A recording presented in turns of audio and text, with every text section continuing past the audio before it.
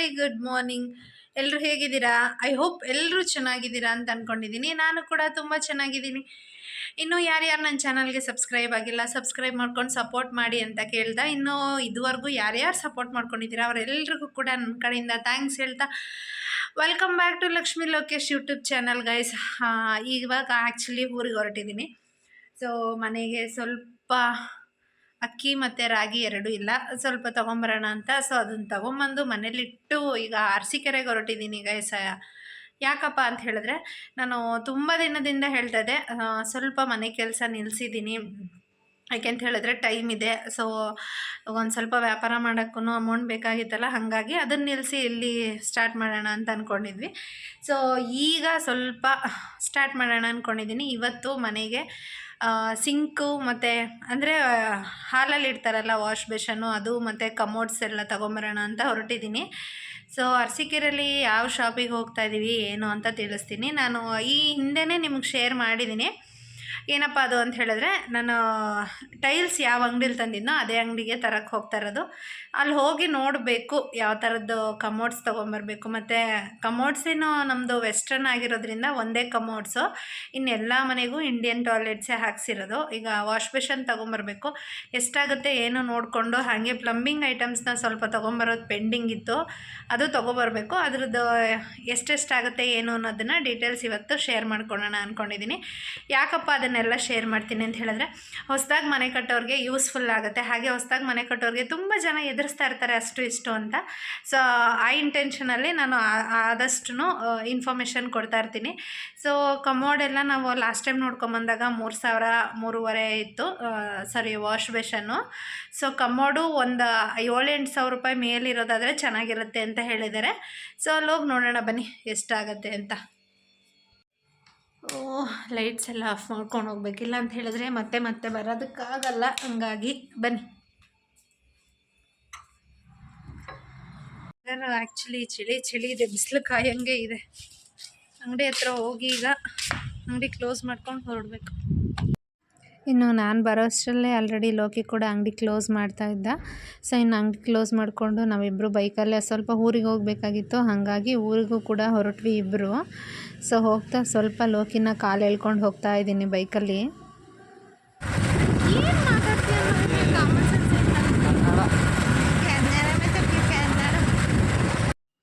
ನಾನು ಲೋಕಿ ಆ್ಯಕ್ಚುಲಿ ಮನೇಲಿದ್ದಾಗ ತುಂಬ ಒಬ್ರಿಗೊಬ್ರು ಕಾಲು ಎಳ್ಕೊಳೋದೇ ಜಾಸ್ತಿ. ಇನ್ನು ಹೊರಗಡೆ ಹೋಗ್ತಾ ಇರ್ತಾನಲ್ಲ, ಹಾಗಾಗಿ ನನಗೆ ಅದೇ ಖುಷಿ. ಇನ್ನು ಊರಲ್ಲಿ ನೋಡ್ತಾ ಇರ್ಬೋದು ಕೆರೆಯಲ್ಲಿ ನೀರು ಹೆಂಗೆ ಕಾಣಿಸ್ತಾ ಇದೆ ಅಂತ. ಏನೋ ಒಂದು ಕಡೆ ಊರಿಗೆ ಹೋದರೆ ಒಂಥರ ಖುಷಿ ಇರುತ್ತೆ ನನಗಂತೂ ಯಾವಾಗಲೂ. ಇನ್ನು ಹೋಗೋಷ್ಟರಲ್ಲಿ ಸ್ವಲ್ಪ ಹುಣ್ಸೆಹಣ್ಣು ಕೂಡ ಮಾವ ಚೆಚ್ಚಿಟ್ಟಿದ್ರು. ಇನ್ನೂ ಒಂದು ಸ್ವಲ್ಪ ಹುಣ್ಸೆಹಣ್ಣಿತ್ತು, ಅದನ್ನು ಲೋಕಿ ಹೆಂಗೂ ಬಂದಿದ್ದೀನಲ್ಲ ಅಂಥೇಳಿ ಚೆಚ್ಕೊಡ್ತಾಯಿದ್ದ. ಫೈನಲ್ಲೇ ಅದನ್ನೆಲ್ಲ ಚೆಚ್ಚಿ ನಾವು ಎಲ್ಲರೂ ಕೂತ್ಕೊಂಡು ಒಂದು ಸ್ವಲ್ಪ ಬಿಡಿಸಿ ಇನ್ನೆಲ್ಲ ಈಚೆಯನ್ನು ಒಣಗಾಕ್ಬಿಟ್ಟು ಬಂದ್ವಿ. ಯಾಕಂದರೆ ಅದು ಡ್ರೈ ಆದರೆ ಸ್ವಲ್ಪ ಬೇಗ ಚೆಚ್ಕೋಬೋದು ಅಂತ ಹೊರಗಡೆ ಹುಣಸೆಹಣ್ಣು ತೊಗೊಳಲ್ಲ, ಮನೇಲೇ ಹುಣಸೆಹಣ್ಣು ತೊಗೊಳ್ತೀನಿ ನಾನು ಯಾವಾಗಲೂ. ಅಂಗಡಿಗಳಲ್ಲಿ ತೊಗೊಳೋದು ತುಂಬ ಅಂದರೆ ತುಂಬ ಗಲೀಜಿರುತ್ತೆ, ಅದಕ್ಕೆ ಹೊರಗಡೆದು ಇಷ್ಟ ಆಗಲ್ಲ ನನಗೆ. ಇನ್ನು ಹುಣಸೆಹಣ್ಣೆಲ್ಲ ಒಣಗಾಕಕ್ಕೆ ಇಟ್ಬಿಟ್ಟು ಇನ್ನು ಸ್ವಲ್ಪ ಸಾಸಿವೆನೂ ಕೂಡ ಇತ್ತು. ಸೊ ಸಾಸಿವೆ ಗಿಡ ತುಂಬ ಒಣಗಿದ್ವು ಚೆನ್ನಾಗಿ, ಅದನ್ನೆಲ್ಲ ನಮಗೆ ಎಷ್ಟು ಬೇಕೋ ಅಷ್ಟು ತೊಗೊಂಡು ತುಳ್ಕೊತಾ ಇದ್ದೆ. ಇನ್ನೂ ಸ್ವಲ್ಪ ಹಸಿ ಇತ್ತು, ಹಾಗಾಗಿ ಅದು ಮನೆ ಮೇಲೇ ಒಣಗಿಸ್ತಾಯಿದ್ರು. ಎಲ್ಲ ಈ ಥರ ಬೆಳ್ಕೊಂಡು ತೊಗೊಳೋದ್ರಲ್ಲಿ ಏನೋ ಒಂಥರ ಖುಷಿ ಅಲ್ವಾ.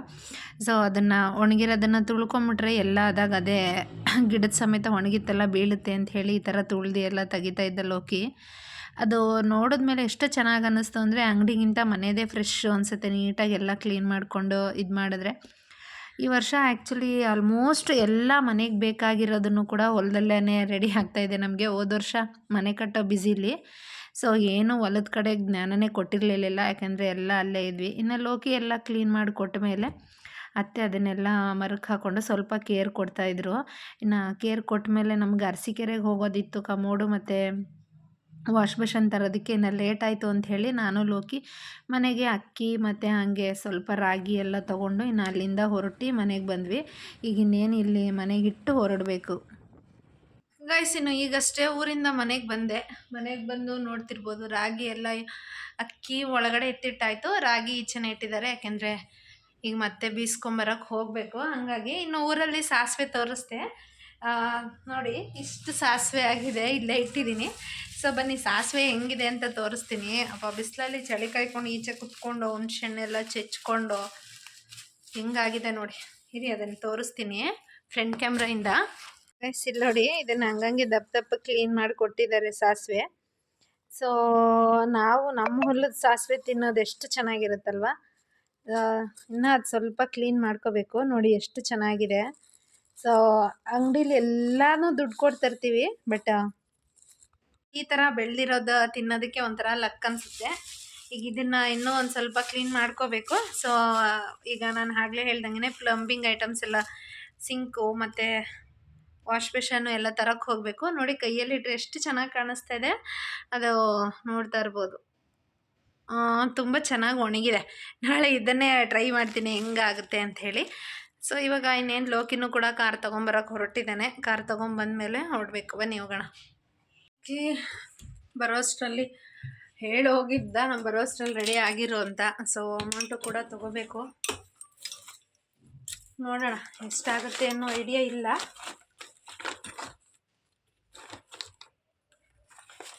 ಬಟ್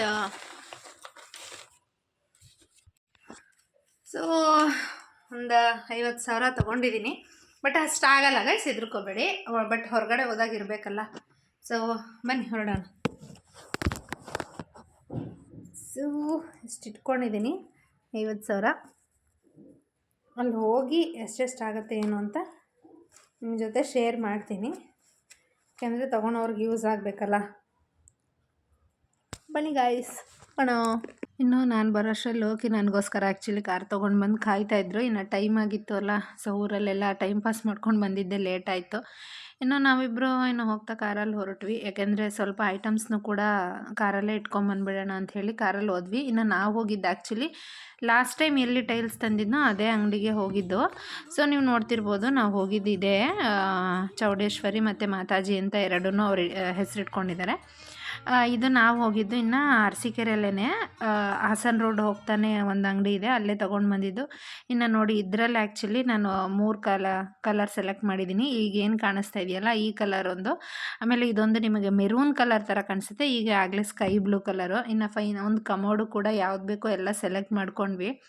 ಯಾಕೆ ಅಂತ ಹೇಳಿದ್ರೆ ನಾವು ಮುಂಚೆ ಒಂದು 4-5 ಅಂಗಡಿಲಿ ವಿಚಾರಿಸಿದ್ವಿ. ಆ ಅಂಗಡಿಗೆ ಹೋಲಿಸ್ಕೊಂಡ್ರೆ ಈ ಅಂಗಡಿಲಿ ರೇಟು ಪರವಾಗಿಲ್ಲ ಅಂತ ಅನ್ನಿಸ್ತು. ನಮಗೆ ಎಟ್ಕೋ ದರದಲ್ಲೇ ಇತ್ತು. ಈಗೇನು ನಿಮಗೆ ಕಮೋಡ್ ತೋರಿಸ್ತಾ ಇದ್ದೀನಿ, ಇದೇ ಕಮೋಡ್ ತೊಗೊಂಡಿದ್ದು. ಆ ವೈಟ್ ಕಲರ್ಸ್ದು ಅದು ಹೊರಗಡೆ ಕೆಲವೊಂದು ಕಡೆ 7,000, 8,000, 9,000 ರೂಪಾಯಿವರೆಗೂ ಈ ಥರ ಹೇಳಿದ್ರು. ಇನ್ನು ಇಲ್ಲೇ ಫೈನಲ್ ಮಾಡಿಕೊಂಡು, ಇಲ್ಲಿ ಫೈನಲ್ ಆದಮೇಲೂ ಕೂಡ ಲೋಕಿ ಎಷ್ಟು ಚೌಕಾಸಿ ಮಾಡಿಸ್ತಾ ಇದ್ದಾನೆ ಅಂತ ತೋರಿಸ್ತೀನಿ ನೋಡಿ. ಸೊ ಚೌಕಾಸಿ ಮಾಡೋದ್ರಲ್ಲಿ ನಮ್ಮನೇಲಿ ಲೋಕಿನೇ ಎತ್ತಿದ ಕೈ.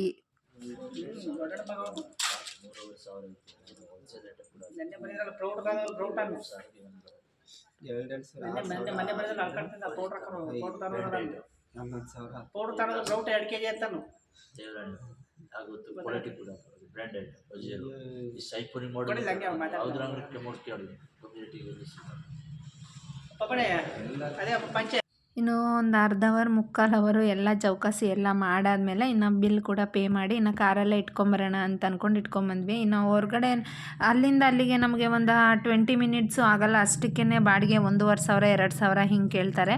ಇನ್ನು ಅದಕ್ಕೆ ಕಾರಲ್ಲೇ ನೀಟಾಗಿ ಸೇಫ್ಟಿಯಾಗಿ ಹೆಂಗೆ ಇಟ್ಕೋಬೇಕೋ ಹಂಗೆ ಇಟ್ಕೊಂಡು ಇನ್ನು ನಾವು ಅಲ್ಲಿಂದ ಹೊರಟ್ವಿ. ನಾವು ಹೊರಡೋ ಅಷ್ಟರಲ್ಲಿ ಆಲ್ಮೋಸ್ಟ್ 2:30-3 ಗಂಟೆ ಆಗಿಬಿಟ್ಟಿತ್ತು. ಅಂದ್ಕೊಂಡ್ವಿ ಅಷ್ಟೊತ್ತಾಗುತ್ತೆ ಅಂತ, ಬಟ್ ಅಲ್ಲೋಗಿ ನೋಡಿದ್ರೆ ರಿತಿಕ್ಷಾ ಬರೋ ಟೈಮೇ ಆಗಿಬಿಟ್ಟಿತ್ತು. ನಾವು ಮನೆಗೆ ಹೋಗೋಷ್ಟರಲ್ಲಿ ಅವಳು ಬಂದುಬಿಟ್ಟಿರ್ತಾಳೆ ಅಂದ್ಕೊಂಡು ಇನ್ನು ಬೇಗ ಹೊರಟಿವಿ. ಸೊ ನೋಡಿದ್ರಲ್ಲ, ಇನ್ನು ಮನೆಗೆ ಹೋಗಿ ವ್ಲಾಗ್ ಕಂಟಿನ್ಯೂ ಮಾಡ್ತೀನಿ ಗೈಸ್. ಇನ್ನು ಈಗಷ್ಟೇ ಮನೆಗೂ ಕೂಡ ಬಂದ್ವಿ. ಸೊ ಮನೆಗೆ ಬಂದಾಗ ಟೈಮ್ ಆಲ್ಮೋಸ್ಟ್ ಈಗ 5 ಗಂಟೆ ಆಗಿಬಿಟ್ಟಿದೆ. ನಾವು ಬರೋ ಅಷ್ಟರಲ್ಲಿ ರಿತಿಕ್ಷಾನು ಕೂಡ ಮನೆಗೆ ಬಂದುಬಿಟ್ಟಿದ್ದಾಳೆ. ಇನ್ನು ಇವತ್ತು ಏನೇನು ತಗೊಂಡು ಬಂದಿದ್ದೀವಿ ಅಂತ ತೋರಿಸ್ತೀನಿ. ಸೊ ಆ್ಯಕ್ಚುಲಿ ನಾನು ಬಾರ್ಗಿಂಗ್ ಮಾಡಿದ್ದನ್ನು ಕೂಡ ವಿಡಿಯೋಸ್ ಅಪ್ಡೇಟ್ ಮಾಡಿದ್ದೀನಿ. ಅದು ಒಂದು ಫಸ್ಟ್ ಹೇಳಿದ್ದವರು 4,000 ರೂಪಾಯಿ ನಾವು ತೊಗೊಂಡು ಬಂದಿರೋದು. ಅಂದರೆ ವಾಶ್ ಬೇಷನ್ ಏನು ನೀವು ನೋಡ್ತಿದ್ರಲ್ಲ, ಅದು ಅವ್ರ ಹತ್ರ ತುಂಬ ಅಂದರೆ ತುಂಬಾ ಬಾರ್ಗಿಂಗ್ ಮಾಡಿ ಲಾಸ್ಟಿಗೆ 2,300 ರೂಪಾಯಿ, 2,500 ರೂಪಾಯಿ ಅಂತ ಅವ್ರು ಹಾಕಿದ್ದಾರೆ. ಬಟ್ ನಾವು ಬಿಲ್ ಕೊಡಬೇಕಾದ್ರೆ ಮತ್ತೇನೋ ತುಂಬ ಬಾರ್ಗಿಂಗ್ ಮಾಡ್ಕೊಂಡು ತೊಗೊಂಡು ಬಂದ್ವಿ. ಯಾವುದೇ ಆದರೂ ಅಷ್ಟೇ ನಾವು ತರಬೇಕು ಅಂತ ಹೇಳಿದ್ರೆ ಅದು ನಮ್ಮ ಮೇಲೆ ಡಿಪೆಂಡ್ಸು. ಈಗ ನೋಡಿ, ಒಂದು ಅಂದಾಜು ಅವರು 4,000 ರೂಪಾಯಿ ಹೇಳಿದ್ದಾರೆ. ಕೆಲವೊಬ್ರು ಏನು ಮಾಡ್ತಾರೆ ಅಂದರೆ 4,000ನಾ ಸರಿ 3,500 500 ರೂಪಾಯಿ ಬಿಡಿ ಅಂತಾರೆ, ಇಲ್ಲಾಂದರೆ ಒಂದು 700 ರೂಪಾಯಿ ಬಿಡಿ ಅಂತಾರೆ. ಬಟ್ ಆದರೂ ಅದರಲ್ಲಿ ಎಷ್ಟು ಲಾಭ ಇರುತ್ತೆ ಅಂತ ಥಿಂಕ್ ಮಾಡ್ಕೊಳ್ಳಿ. 4,000 ರೂಪಾಯಿದು ನಾವು 2,350 ರೂಪಾಯಿ ಬೀಳುತ್ತೆ, ನಾವು 320 330 ಬೀಳುತ್ತೆ. ಸೊ ಆ ರೇಂಜಲ್ಲಿ ನಾವು ತಂದಿದ್ದೀವಿ ಅಂತ ಹೇಳಿದ್ರೆ ಆಲ್ಮೋಸ್ಟ್ ನಾವು ಒಂದು 1,700 ರೂಪಾಯಿ ಅಷ್ಟು ಬಾರ್ಗಿಂಗ್ ಮಾಡಿದ್ದೀವಿ. ಇನ್ನು 3 ವಾಶ್ ಬೇಷನ್ ಏನು ತೊಗೊಂಬಂದೆ ಅದನ್ನು ಪ್ರೈಸ್ ಈಗಾಗಲೇ ಹೇಳಿದ್ದೀನಿ. ಒಂದಕ್ಕೆ 2,320 330 ಚೇಂಜ್ ಬೀಳುತ್ತೆ. ಇನ್ನೂ ನಾವೇನು ಕಮೋಡ್ ತೊಗೊಂಬಂದ್ವಲ್ಲ ಅದನ್ನು ಆ್ಯಕ್ಚುಲಿ 6,200 ರೂಪಾಯಲ್ಲಿ ತೊಗೊಂಡು ಬಂದಿದ್ದೀನಿ. ಅವ್ರು ಹೇಳಿದ್ದದನ್ನು 7,000 ರೂಪಾಯಿ. ಸೊ ನಾನು ತಂದಿರೋದು ಬಂದು ಸೆರಾ ಕಂಪನಿದು. ಅದರಲ್ಲೇ 10,000 12,000 ರೂಪಾಯಿ ಇತ್ತು. ಬಟ್ ಏನಂತ ಮಚ್ ಡಿಫ್ರೆನ್ಸ್ ಅಂತ ಏನು ಅನ್ನಿಸ್ಲಿಲ್ಲ ನನಗೆ. ಅವ್ರನ್ನ ಕೇಳಿದ್ರೆ ಅವರು ಏನಿಲ್ಲ ಮೇಡಮ್, ಇದು ಡಬಲ್ ಪ್ರೆಸ್, ಇದು ಸಿಂಗಲ್ ಪ್ರೆಸ್ ಅಂತ ಹೇಳಿದ್ರು. ಡಬಲ್ ಪ್ರೆಸ್ ಸಿಂಗಲ್ ಪ್ರೆಸ್ ಏನಪ್ಪ ಅಂತ ಹೇಳಿದ್ರೆ ಕಮೋಡ್ ಮೇಲ್ಗಡೆ ಅಂದರೆ ಈ ಥರ ಟಾಪ್ ಇರುತ್ತಲ್ವ, ಅದರಲ್ಲಿ 2 ಬಟನ್ ಇರುತ್ತೆ, ಅದಕ್ಕೆ ಸ್ವಲ್ಪ ಕಾಸ್ಟ್ಲಿ. ಒಂದೇ ಬಟನ್ ಇರೋದು ಸ್ವಲ್ಪ ಕಡಿಮೆ, ಆಮೇಲೆ 3 ಬಟನ್ಸ್ ಇರೋದು ರೈಟ್ ಜಾಸ್ತಿ. ಸೊ ಎಲ್ಲ ಸೇಮ್ ಅಂತಂದಾಗ ಬಟನ್ಸಿಗೆ ದುಡ್ಡು ಕೊಡಬೇಕು ಅಂತ ನನಗೆ ಅನ್ನಿಸ್ಲಿಲ್ಲ. ಸೊ ಹಾಗಾಗಿ ಇದನ್ನು ತೊಗೊಂಡು ಬಂದಿದ್ದೀನಿ. ತೋರಿಸ್ತೀನಿ ನೋಡಿ, ಬಿಲ್ಲು ಕೂಡ ಇಲ್ಲಿದೆ ಬಿಲ್ಲು. ಸೊ ಅದು ಫ್ರಂಟ್ ಕ್ಯಾಮ್ರಾದಲ್ಲಿ ತೋರಿಸ್ತೀನಿ. ನೋಡ್ತಿರ್ಬೋದು 3 ವಾಶ್ ಬೇಷ್ ಆ್ಯಕ್ಚುಲಿ ಅವರು 2,500 ರೂಪಾಯಿನೇ ಹಾಕಿದ್ದಾರೆ. ಬಟ್ ನಾವು ಕೊಡಬೇಕಾದ್ರೆ ಕೊಟ್ಟಿದ್ದು ಹಿಡ್ಕೊಂಡು ಕೊಟ್ವಲ್ಲ ಎಕ್ಸಾಕ್ಟಾಗಿ, ಅಂದರೆ 2,300 ಅಲ್ಲ 2,330 20 ಏನೋ ಚೇಂಜ್ ಬೀಳುತ್ತೆ. ಆಮೇಲೆ ಕಮೋಡ್ ಮಾತ್ರ ಈ ಪ್ರೈಸು. ಟೋಟಲಾಗಿ ಹೇಳಬೇಕು ಅಂದರೆ ಅವ್ರು ಹಾಕಿರೋದು ಬಂದು 13,700 ರೂಪಾಯಿ ಕೊಟ್ಟಿದ್ರು. ನಾವು ಕೊಟ್ಟಿದ್ದವರಿಗೆ 12,500 ಕೊಟ್ವಿ ಅಷ್ಟೇ. ನೋಡಿದ್ರಲ್ಲ, ಅವ್ರು 4,000 ರೂಪಾಯಿ ಹಾಕಿದ್ದು ಲಾಸ್ಟ್ ಬಾರ್ಗಿಂಗ್ ಮಾಡಿ ಅವ್ರು 2,500 ಹಾಕಿದ್ರು, ನಾವು ಅದರಲ್ಲೂ ಕೊಟ್ವಿ. ಸೊ ಮನೆ ಕಟ್ಟೋರ್ಗೆ ಏನು ಹೇಳೋಕ್ಕೆ ಇಷ್ಟಪಡ್ತೀನಿ ಅಂದರೆ, ನಾವು ಏನೇ ಮಾಡ್ತೀವಿ ಅಂದರೂ ಪ್ರತಿಯೊಂದರಲ್ಲೂ ಬಾರ್ಗಿಂಗ್ ಇರಲೇಬೇಕು. ಹಾಗೆ ನಾವು ಎಷ್ಟು ಬಾರ್ಗಿಂಗ್ ಮಾಡ್ತೀವೋ ಅಷ್ಟು ಸೇವ್ ಮಾಡ್ಕೊಬೋದು. ಅದಕ್ಕೆ ಹೇಳ್ತಾ ಇರ್ತಾರೆ ಕೆಲವರು, ನಮ್ದು ಅಷ್ಟರಲ್ಲೇ ಮುಗೀತು, ಇಷ್ಟಾಯಿತು ಅಷ್ಟಾಯಿತು ಅಂತ. ಸೊ ಮೇ ಬಿ ಇದೇ ಉದ್ದೇಶಕ್ಕಿರುತ್ತೆ ಅಷ್ಟೇ, ಅದು ಬಿಟ್ಟರೆ ಬೇರೆ ಇನ್ನೇನೂ ಇಲ್ಲ. ಇನ್ನೊಂದೇನು ಹೇಳೋಕ್ಕೆ ಇಷ್ಟಪಡ್ತೀನಿ ಅಂತಂದರೆ, ಯಾವುದೇ ಆದರೂ ಅಷ್ಟೇ ನಾವು ಹೋಗಿ ನೋಡಿ ಮಾಡಿದ್ರೇ ಬೆಟ್ರಾಗೋದು. ಇನ್ನು ಬೆಳಗ್ಗೆ ಹುಣಸೆ ಹಣ್ಣು ಚೆಚ್ಚಿಟ್ಬಿಟ್ಟು ಬಂದಿದ್ನಲ್ಲ, ಅದು ನೋಡ್ತಿರ್ಬೋದು ಅಲ್ಲಿ ಕವರಲ್ಲಿ ಈಗೆಲ್ಲ ಬಿಡಿಸ್ಕೊಂಡು ಬಂದು ಅಲ್ಲಿ ಇಟ್ಟಿದ್ದಾರೆ. ಈಗ ಮಾವನೇ ಕೊಟ್ಟೋದ್ರು. ಯಾಕಂತ ಹೇಳಿದ್ರೆ ನಾವು ಅರಸೀಕೆರೆಗೆ ಹೋಗಿರೋದ್ರಿಂದ ನಮಗೆ ಬಿಡ್ಸೋಕ್ಕೆ ಎಲ್ಲ ಸಿಪ್ಪೆ ಮಾತ್ರ ಬಿಡಿಸಿ ಹೊಡ್ಕೊಟ್ಟು ಹೋಗಿದ್ವಿ. ಈಗ ಅವರೇ ತಂದು ಕೊಟ್ಟು ಹೋಗಿದ್ದಾರೆ. ಇನ್ನು ಅದು ನಮ್ಗೆ ಆಲ್ಮೋಸ್ಟ್ ಇವಾಗ 1 ವರ್ಷ ಆಗುತ್ತೆ. ಮತ್ತೆ ನೆಕ್ಸ್ಟ್ ಹುಣಸೆ ಹಣ್ಣಿನ ಸೀಸನ್ ಬರೋವರೆಗೂ ಅದನ್ನೇ ಕಂಟಿನ್ಯೂ ಮಾಡ್ಕೊಂಡು ಹೋಗ್ತೀವಿ. ನನಗಂತೂ ಅಂಗಡಿಲಿ ತಂದು ಹಾಕೋದು ಇಷ್ಟ ಆಗಲ್ಲ, ಬಟ್ ಅನಿವಾರ್ಯ. ಲಾಸ್ಟ್ ಟೈಮ್ ನಾನು ಒಂದು ಸ್ವಲ್ಪ ತೊಗೊಂಡು ಬಂದಿದ್ದೆ, ಅದರಲ್ಲಿ ಆ ವಿಮಲ್ ಪ್ಯಾಕೆಟ್ ಎಲ್ಲ ಒಡೆದು ಹಾಕಿದ್ರು, ಏನೇನೋ ಕಸ ಇರುತ್ತೆ. ಸೊ ಹಾಗಾಗಿ ನನಗೆ ಅಂಗಡಿದು ಅಷ್ಟು ಇಷ್ಟ ಆಗಲ್ಲ. ಈ ಥರ ನಾವೇ ಬಿಡಿಸ್ಕೊಂಡ್ರೆ ನನಗಿಷ್ಟ ಆಗುತ್ತೆ. ಇನ್ನು ಇವತ್ತಿನ ವ್ಲಾಗ್ ನೋಡಿದ್ರಲ್ಲ, ಮನೆಗೆ ಯಾವ್ದ್ಯಾವ್ದು ತಂದಿದ್ದೀನಿ ಏನೇನು ಅಂತ. ಮನೆಗೆ ಇಟ್ಟ ಮೇಲೆ ಅದನ್ನು ಫುಲ್ ಫಿಕ್ಸ್ ಮಾಡಿದ್ಮೇಲೆ ಕೂಡ ನಾನು ತಿಳಿಸ್ತೀನಿ ಯಾವ ಥರ ಕಾಣಿಸ್ತಿದೆ ಏನು ಅಂತ. ಇವತ್ತು ಗುರುವಾರ, ಇನ್ನೇನು ಗಣಸಿ ಸಂತೆ ಇವತ್ತು. ಇನ್ನು ಈಗಷ್ಟೇ ಬಂದು ಎಲ್ಲ ಇಟ್ಟಿದ್ದೀನಿ. ಇನ್ನು ರಿತಿಕ್ಷನು ಕೂಡ ಬಂದಿದ್ದಾಳೆ, ಅವಳನ್ನ ಕರ್ಕೊಂಡು ಗಣಸಿ ಸಂತೆಗೆ ಹೋಗ್ಬೇಕೀಗ. ಗಣಸಿ ಸಂತೆಗೆ ಹೋಗಿ ಮನೆಗೆ ಬೇಕಾಗಿರೋದು ಸ್ವಲ್ಪ ತೊಗೊಂಬಂದು, ಹಾಗೆ ಇವತ್ತು ಭಾನುವಾರ ಹಬ್ಬ ಇರೋದ್ರಿಂದ ಹಬ್ಬದ ಸಾಮಾನು ಕೂಡ ತೊಗೊಂಬರ್ಬೇಕು. ಸೊ ಹಂಗಾಗಿ ಏನಾಗಲ್ಲ. ನನ್ನ ಮಗಳು ಏನೋ ಕೇಳ್ತಾ ಇದ್ದಾಳೆ. ಹಬ್ಬ ಇರೋದ್ರಿಂದ ಹಬ್ಬದ ಸಾಮಾನೆಲ್ಲ ಸಂತೆಯಲ್ಲೇ ತೊಗೊಂಬರೋಣ ಅಂಥೇಳಿ ನನ್ನ ಮಗಳು ಇನ್ಕಿ ನೋಡ್ತಾ ಇದ್ದಾಳೆ. ಸೊ ಅದಕ್ಕೆ ಈಗ ಡ್ರೆಸ್ ಚೇಂಜ್ ಮಾಡ್ಕೊಂಡು ಬಾ ಅಂತ ಕಳಿಸ್ದೆ. ಇನ್ನು ಹಬ್ಬ ಆಗಿರೋದ್ರಿಂದ ನಮ್ಮ ಕಡೆ ಶಿವರಾತ್ರಿ ಹಬ್ಬನ ಹಿರಿಯರಿಗೆ ಪೂಜೆ ಮಾಡ್ತಾರೆ. ಸೊ ಹಾಗಾಗಿ ಸ್ವಲ್ಪ ಸಾಮಾನೆಲ್ಲ ತೊಗೊಂಬರ್ಬೇಕು. ಈಗ ಹೊರಟಿದ್ದೀನಿ. ಸೊ ಇವತ್ತಿನ ವ್ಲಾಗ್ ನೋಡಿದ್ರಲ್ಲ ಗೈಸ್, ಇವತ್ತಿನ ವ್ಲಾಗು ಫುಲ್ಲು ಬರೀ ಓಡಾಡೋದೇ ಆಗಿತ್ತು. ವಿಡಿಯೋ ಇಷ್ಟ ಆಗಿದ್ರೆ ಲೈಕ್ ಮಾಡಿ, ಶೇರ್ ಮಾಡಿ. ಹಾಗೆ ಇನ್ನೂ ಯಾರ್ಯಾರು ನನ್ನ ಚಾನಲ್ಗೆ ಸಬ್ಸ್ಕ್ರೈಬ್ ಮಾಡಿಲ್ಲ, ಸಬ್ಸ್ಕ್ರೈಬ್ ಮಾಡ್ಕೊಂಡು ಸಪೋರ್ಟ್ ಮಾಡಿ. ಮತ್ತು ಇನ್ನಷ್ಟು ಮನೆ ಬಗ್ಗೆ ಇನ್ಫಾರ್ಮೇಷನ್ ಕೊಡ್ತೀನಿ ಅಂತ ಹೇಳ್ತಾ ಇವತ್ತಿನ ಬ್ಲಾಗ್ ಮುಗಿಸ್ತಾ ಇದ್ದೀನಿ. Bye, take care, love you all.